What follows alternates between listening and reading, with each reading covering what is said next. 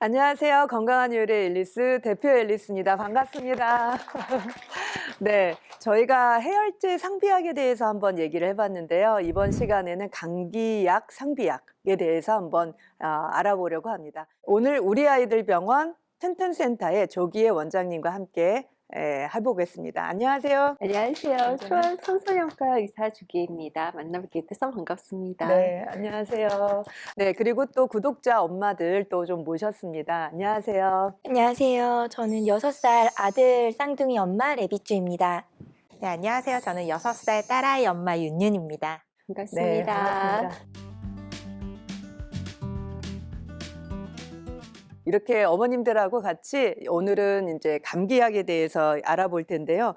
감기약을 좀 갖고 오셨다고 들었어요. 상비약으로 어떤 감기약 갖고 계신가요?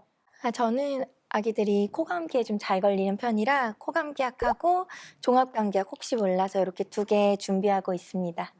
네, 저도 아이들 증상에 따라 먹일 수 있도록 코감기, 아니면 또 목감기, 그리고 종합감기약 준비해서 가지고 있습니다. 네, 너무 꼼꼼하게 잘 준비하셔가지고 저보다 많이 가지고 계신 것 같아요.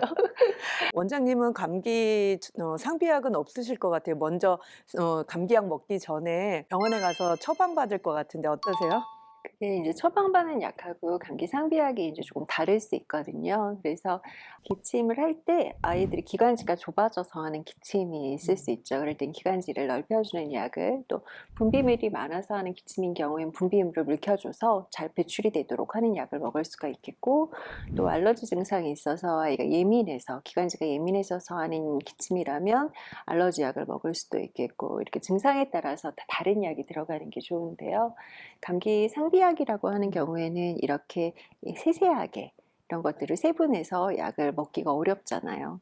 그러니까 일반 감기약, 일반의 약품 같은 경우에는 안전성에 최우선을 두고 만들어진 약이에요. 그래서 이걸 먹는다고 해서 부작용으로 아기가 크게 고생할 일은 없겠지만 증상에 꼭 맞는 약은 아닐 수가 있습니다. 그러면 상비약은 항상 응급할 때 먹고 네네. 웬만하면 병원에 가서 진료받는 게 좋겠네요. 네, 아무래도 그런 게 제일 안전하고요. 근데 이제 그렇게 하고 싶은데 뭐 여행을 가거나 주말이나 휴일이나 또 이제 내가 머무는 곳이 의료 접근성이 조금 안 좋은 곳이다. 그럼 그때마다 병원에 갈 수는 없으니까 상비약의 도움을 좀 아무래도 받게 되겠죠. 네, 그럴 땐 필요할 것 같아요. 네네. 원장님, 저 궁금한 게 있는데요. 어릴 때 저는 조금만 컨디션이 떨어져도 이제 엄마가 종합감기약을 항상 주셨어요. 근데 이게 코감기면 코감기약, 목감기면 목감기약을 꼭 먹어야 되는지, 아니면 저희 애기들도 그냥 어디 아프면 종합감기약만 먹어도 되는지 궁금합니다. 이게 이제 보면은 이게 우리가 종합 감기약이라고 되어 있는 게 열하고 기침, 콧물 증상을 다 아우르는 약들이 들어있는 거거든요. 그러니까 3가지 증상이 다 있는 경우가 아니라면 내가 없는 증상에 관한 약도 같이 먹게 되는 거죠. 그런데 대부분 이런 복합제제가 기본적으로 아세트아미노펜은 깔려 있어요. 그래서 이걸 잘 알고 먹여야지 아기가 열이 났을 때 해열제를 언제 더 추가해서 먹일지를 결정을 할 수 있으니까, 내가 이제 산 약에 해열제가 같이 들어있는 건지 아니면 콧물 기침약만 들어있는 건지 이 3가지가 다 들어있는 건지 미리 잘 알아보고 복용을 하는 게 좋을 것 같습니다. 저는 먹을 때 여러 주의사항도 있지만 그 용량이 있잖아요, 원장님. 네네. 그래서 그 용량을 나이대별로 몇 미리 먹어야 된다부터 네. 그 양을 체크하게 됐는데 그거 말고 혹시 뭐 주의해야 될 사항이 또 있을까요? 이제 지난번에 해열제 먹을 때 아기가 열은 있지만 힘들어하지 않으면 조금 기다렸다가 아이가 힘들어할 때 복용을 하라고 말씀드렸던 것처럼, 감기약도 아기가 기침 콧물 증상 조금 있다고 해서 빨리 먹일 필요는 없어요.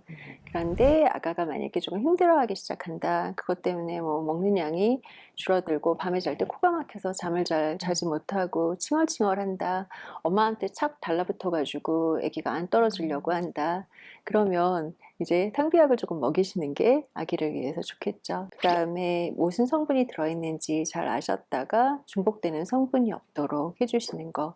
그리고 상비약으로 가지고 계신 약들의 상당수가 2돌 미만에서는 복용이 허가되어 있지 않은 약들이 있기 때문에 이런 연령 기준도 한번 꼭 확인해 주시면 좋을 것 같습니다.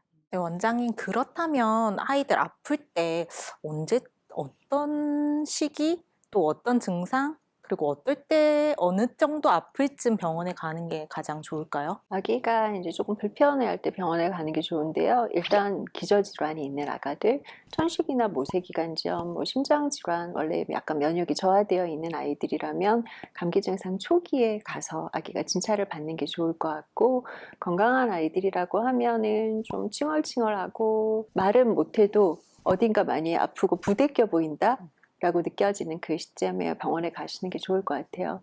왜냐하면은 이게 감기는 일주일 정도 앓고 나면 좋아지긴 하는데 우리가 또 세균성 합병증으로 넘어가는 거를 모르고 넘길 수가 있잖아요. 얘네들은 치료가 꼭 필요한 병이기 때문에 그 시점에 병원에 가서 확인을 받는 게 가장 큰 목표입니다.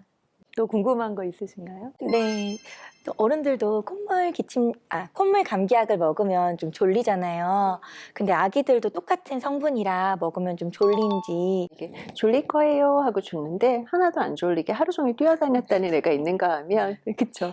그래서 아이들마다 좀 차이가 있기는 한데 보통 이제 아이들 많이 먹는 콧물약이 졸린 성분이 많이 들어있어요. 1세대 항히스타민 얘네들이 콧물약으로도 쓰이고요. 애기들 이제 두드러기 났을 때 감소시켜주는 약으로도 쓰고 애기가 모기한테 너무 많이 뜯겼어요. 긁느라고 잠을 못 자요. 이럴 때도 먹을 수 있거든요. 그리고 또 하나 멀미약 성분이기도 해요. 그러니까 엄마가 얘네들이 다 같은 성분이라는 거를 모르고 애기가 멀미를 해서 조금 먹였어요. 근데 이제 콧물 쭉쭉 막히면서 잠을 잘 못 자요. 그래서 조금 먹었어요. 밤에 목이 낮에 물린 게 부어오르면서 애기가 막 박박 긁으면서 굴러다녀요. 그러니까 조금 먹여요. 근데 밤에 또 애기가 기침을 하네요. 그래서 콧물약이 들어있는 종합감기약을 또 먹였어요. 그러면 동일한 성분이 계속 반복해서 들어갔죠.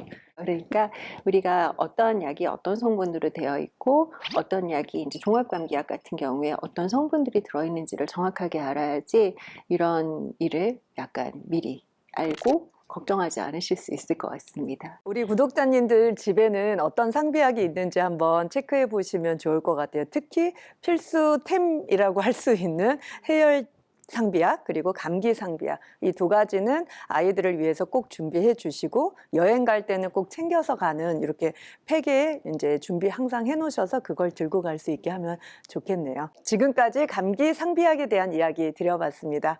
네, 건강한 요일의 앨리스 구독 좋아요도 눌러주시고요. 감사합니다. 감사합니다.